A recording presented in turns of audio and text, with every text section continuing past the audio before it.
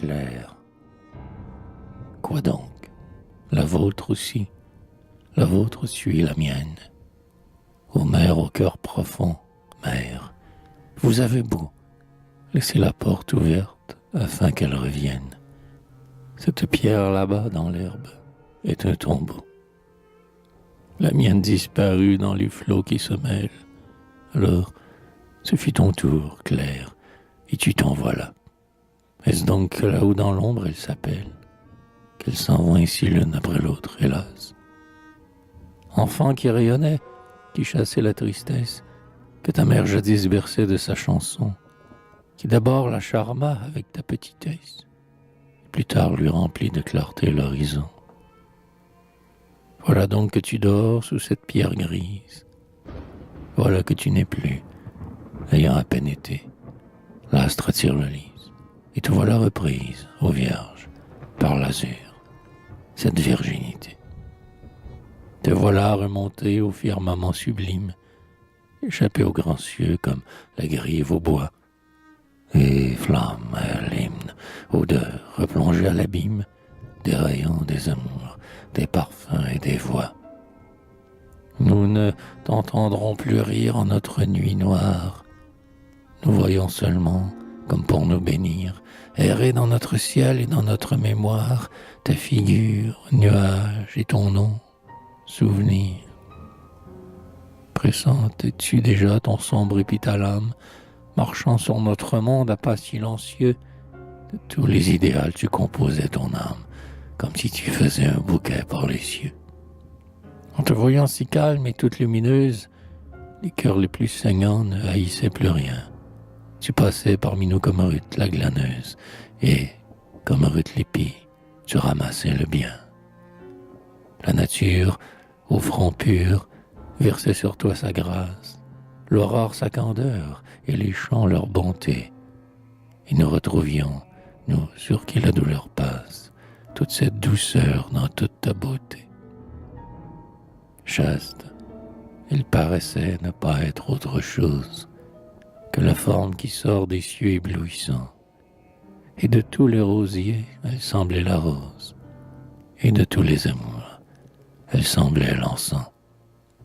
Ceux qui n'ont pas connu cette charmante fille ne peuvent pas savoir ce qu'était ce regard, transparent comme l'eau qui s'égaie et qui brille quand l'étoile surgit sur l'océan hagard.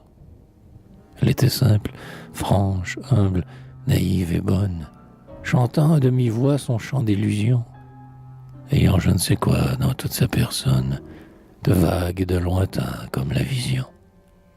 On sentait qu'elle avait peu de temps sur la terre, qu'elle n'apparaissait que pour s'évanouir, et qu'elle acceptait peu sa vie involontaire, et la tombe semblait par moments l'éblouir. Elle a passé dans l'ombre où l'homme se résigne. Le vent sombre soufflait, elle a passé sans bruit, belle, candide, ainsi qu'une plume de cygne qui reste blanche, même en traversant la nuit. Elle s'en est allée à l'aube qui se lève, lueur dans le matin, vertu dans le ciel bleu, bouche qui n'a connu que le baiser du rêve, âme qui n'a dormi que dans le lit de Dieu. Nous voici maintenant en proie au deuil sans borne, mère, à genoux tous deux sur des cercueils sacrés, regardant jamais dans les ténèbres mornes la disparition des êtres adorés. Croire qu'il resterait, quel songe, Dieu les presse. Mais quand leurs bras blancs sont autour de nos coups, un vent du ciel profond fait frissonner sans cesse ces fantômes charmants que nous croyons à nous. Ils sont là, près de nous, jouant sur notre route. Ils ne dédaignent pas notre soleil obscur. Et derrière eux, et sans que leur candeur s'en doute, leurs ailes font parfois de l'ombre sur le mur. Ils viennent sous nos toits, avec nous ils demeurent. Nous leur disons, ma fille ou mon fils, ils sont doux, riants, joyeux, nous font une caresse, et meurent, ô mère, ce sont là les anges, voyez-vous. C'est une volonté du sort, pour nous sévères, qu'ils rentrent vite au ciel resté pour eux ouvert, et qu'avant d'avoir mis leurs lèvres à notre verre, avant d'avoir rien fait, et d'avoir rien souffert, ils partent radieux et qu'ignorent l'envie, l'erreur, l'orgueil, le mal, la haine, la douleur. Tous ces êtres bénis s'envolent de la vie à l'âge où la prunelle innocente est en fleur. Nous qui sommes démons ou qui sommes apôtres, nous devons travailler, attendre, préparer. Pensifs, nous expions pour nous-mêmes ou pour d'autres. Notre chair doit saigner, nos yeux doivent pleurer. Eux, ils sont l'air qui fuit, l'oiseau qui ne se pose qu'un instant, le soupir qui vole, avril vermeil qui brille et passe. Ils sont le parfum de la rose, qui va rejoindre aux cieux le rayon du soleil. Ils ont ce grand dégoût mystérieux de l'âme, pour notre chair coupable et pour notre destin. Ils ont être rêveurs qu'un autre azur réclame. Je ne sais quelle soif de mourir le matin. Ils sont l'étoile d'or se couchant dans l'aurore, mourant pour nous, naissant pour l'autre firmament. Car la mort, quand un astre en son sein vient clore, continue au-delà l'épanouissement. Oui, mère, ce sont là les élus du mystère, les envoyés divins, les ailés, les vainqueurs, à qui Dieu n'a permis que d'effleurer la terre pour faire un peu de joie à quelques pauvres cœurs. Comme l'ange à Jacob, comme Jésus à Pierre, ils viennent jusqu'à nous qui loin d'eux étouffons, beaux, purs, et chacun d'eux portant sous sa paupière la sereine clarté des paradis profonds.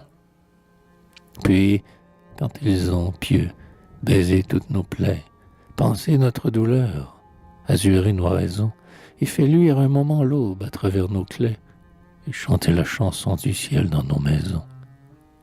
Ils retournent là-haut parler à Dieu des hommes, et, pour lui faire voir quel est notre chemin, tout ce que nous souffrons et tout ce que nous sommes, s'en vont avec un peu de terre dans la main. Ils s'en vont. C'est tantôt l'éclair qui les emporte, tantôt un mal plus fort que nos soins superflus.